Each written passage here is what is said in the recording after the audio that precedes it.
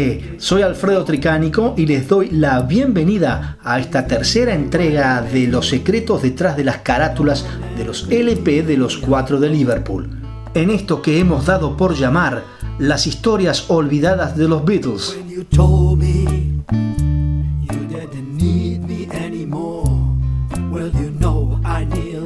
Magical Mystery Tour tardó bastante en convertirse en un álbum completo. El proyecto fue concebido poco después de la grabación de Sgt. Pepper, fundamentalmente como una película vanguardista, siendo esta otra idea de Paul. La película fue el primer proyecto desde la muerte de Brian Epstein y los directores principales eran Paul y Ringo, aunque los 4 Beatles supervisaron la producción.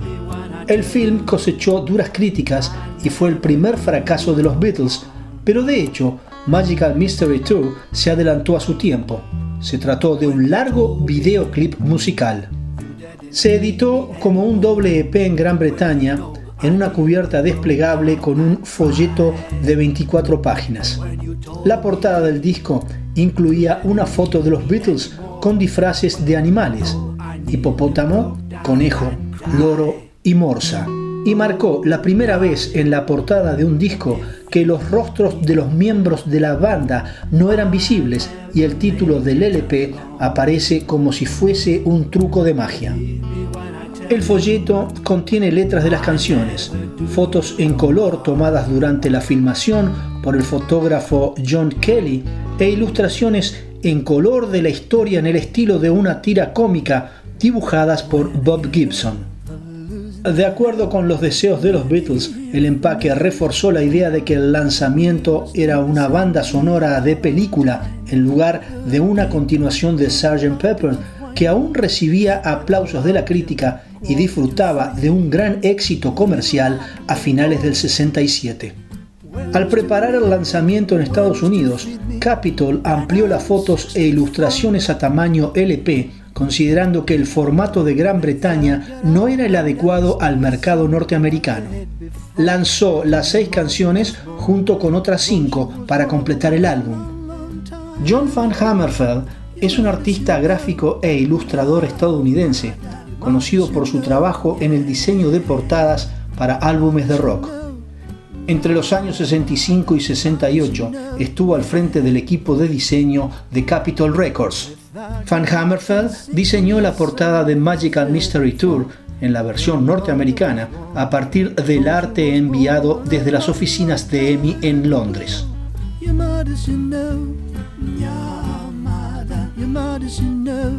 Este álbum es el más flojo de todos los LP de los Beatles y la mitad de sus 40 minutos son orquestaciones de George Martin, las que fueron utilizadas en la película de dibujos animados del mismo título. Contiene canciones que ya habían sido editadas varios meses antes del lanzamiento del álbum blanco, y además de ofrecer muy pocas novedades, el grupo tampoco puso demasiado empeño en ellas. A los Beatles no les gustaba la idea de ser retratados en un cómic que había sido el resultado de uno de los últimos acuerdos de Brian Epstein. La crítica de la película y el éxito popular que cosechó les hizo cambiar de opinión.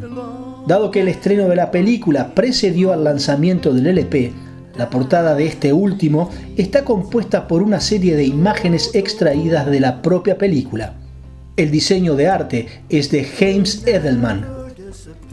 Derek Taylor fue propuesto para escribir las notas de línea de la contratapa, pero él decidió que nada nuevo tenía que decir, por lo que simplemente puso un artículo de los Beatles hecho por el periodista del London Observer, Tony Palmer.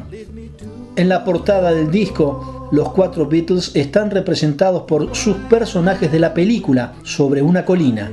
Los demás elementos son diferentes personajes de la película con los que se van encontrando los Beatles en su búsqueda de acabar con los Blue Meanies.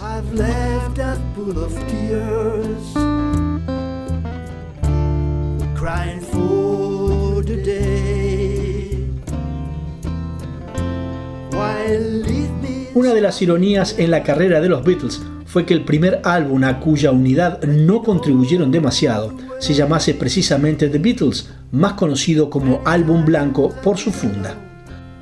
Son básicamente Lennon, McCartney y Harrison grabando sus propias canciones, cada uno en un estudio diferente, trabajando al mismo tiempo y usando a los demás como músicos de acompañamiento. Los Beatles acabarían reconociendo este hecho y tanto Lennon como McCartney fijarían en este álbum elementos que influyeron en la separación del grupo. El álbum blanco tuvo un impacto tremendo. La gente estaba hambrienta de canciones nuevas de los Beatles. Habían pasado 3 meses desde el último simple Hey Jude Revolution y casi 18 meses desde el último álbum Sgt. Pepper's, ya que Yellow Submarine había sido un álbum con canciones previamente editadas. Los compradores del álbum blanco también estaban entusiasmados por su gran formato, 2 discos, y su diversidad que iba desde el rock and roll a suaves melodías acústicas, de la actitud antimusical de Revolution número 9 a la excesivamente melosa Good Night. El colorido que había adornado los álbumes Sgt. Pepper's y Magical Mystery Tour no estuvo presente en este. La portada del álbum es totalmente blanca y en las primeras ediciones el nombre de Beatles fue impreso en relieve, pero después simplemente se imprimió. El diseño fue idea del artista Richard Hamilton, quien dijo que los Beatles deberían distinguir su portada precisamente por no tener ningún diseño. También pensó que las fundas podrían ir numeradas consecutivamente, como si se tratara de una edición limitada de una obra de arte. El álbum contiene fotos a color de cada Beatle y un gran póster con las letras de las canciones de un lado y del otro un collage de fotos de los 4 de Liverpool. La mayoría de las canciones las habían compuesto durante su estancia en la India a principios del 68. George Martin no estaba seguro de que todas las canciones fueran lo suficientemente buenas como para ser editadas en un álbum doble. Los Beatles insistieron en hacerlo de esa manera porque así debían un álbum menos de los contratos con EMI.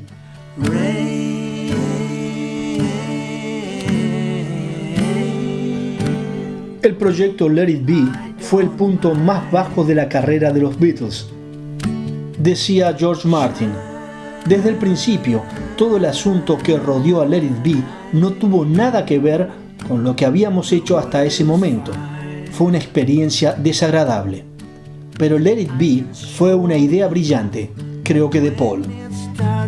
La idea original era grabar un álbum con material nuevo, ensayarlo y tocarlo por primera vez en directo con público, editarlo en disco y película.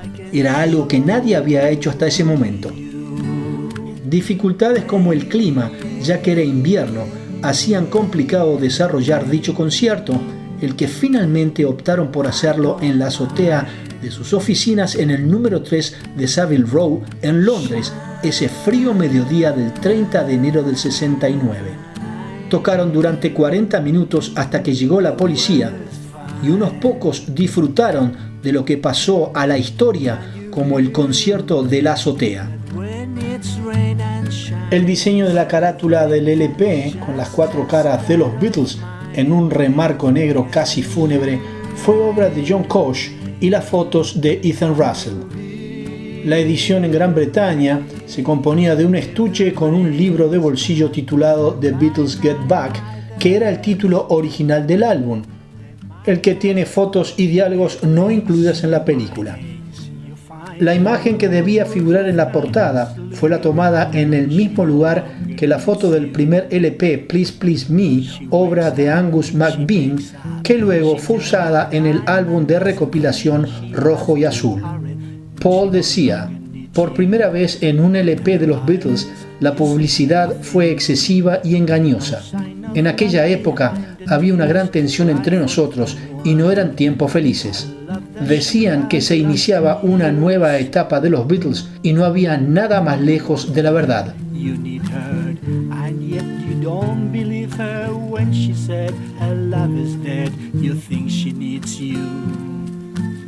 Abbey Road fue el gran final de los Beatles, aunque el tormentoso Let It Be fue editado posteriormente. Pero las últimas sesiones de grabación completas del grupo fueron para el LP Abbey Road. Ya los problemas entre ellos eran grandes, pero sin embargo no se reflejaron en este LP. Es el álbum más refinado de los Beatles y la compenetración del grupo es evidente. Es el LP con más fragmentos a 3 voces. Pero no fue más que un espejismo cuidadosamente elaborado. Los 4 Beatles coincidieron en el estudio en contadísimas ocasiones. De hecho, se llegó a un acuerdo fundamental, según el cual la cara A se haría a criterio de Lennon y la cara B según McCartney. El viernes 8 de agosto del 69 quedaría inmortalizada una de las fotos más famosas de la historia de la música, la de los 4 Beatles cruzando la senda peatonal de Abbey Road. La foto fue tomada cerca del mediodía y se eligió esa hora para evitar a los fans, quienes sabían que los 4 de Liverpool generalmente llegaban al estudio a mitad de la tarde. El fotógrafo escocés Ian McMillan fue el encargado de tomar esa foto y para esto contó con apenas 10 minutos mientras la policía cortaba el tráfico. Ese día, los 4 Beatles estaban en el estudio de EMI dándole los últimos retoques a la canción de George Harrison, Here Comes the Sun. Originalmente, el título para este long play habría sido Everest, nombre que venía de la marca de cigarrillos que fumaba el ingeniero de sonido Geoff Emerick. Incluso comenzaron a planificar un viaje a Nepal para hacerse las fotos en la famosa montaña del Himalaya. John Koch, quien fuera el director creativo de Apple Records, fue la persona que ideó la portada de Abbey Road una vez que se había descartado el nombre Everest. La idea era homenajear la calle donde están los estudios EMI y donde tantas horas habían pasado los Beatles. John fue quien se contactó con el fotógrafo Ian McMillan a través de Yoko Ono. La vestimenta de los 4 Beatles fue seleccionada por el sastre de Savile Row, Tommy Nutter, y seleccionó el traje negro de Ringo, el azul de Paul y el blanco de John. Sin embargo, George no se dejó convencer y prefirió mantener su vestimenta absolutamente informal, vestido con camisa y pantalón vaquero. Ese día hacía bastante calor y Paul decidió usar sandalias, las que en algún momento de la mañana terminó por sacarse. Paul le dio a Ian un boceto un par de días antes de la sesión de fotos que mostraba dónde y cómo debería verse la imagen. Ian luego agregó su propio boceto en la esquina superior derecha para confirmar el diseño. Ian McMillan disparó 3 fotos de ida caminando de izquierda a derecha, alejándose de la acera en la que están los estudios EMI, y 3 de vuelta caminando de derecha a izquierda. La foto utilizada fue la 5ª toma. Una vez hecha la sesión de fotos, McMillan recorrió la calle para buscar el letrero con el nombre, el que se editaría en la contratapa. Una vez ubicado lo que buscaba, que fue sobre el final de la calle, en la esquina con West End Lane, puso la cámara en el borde de la vereda y comenzó su trabajo. Pero se enojó ya que una chica de vestido azul pasó sin darse cuenta de lo que sucedía, pero resultó ser la foto más interesante y la que eligieron los Beatles. Y así llegamos al final de esta historia y como siempre, las puertas permanecen abiertas para reencontrarnos en cualquier momento. Gracias por su compañía. Believe me when I tell you.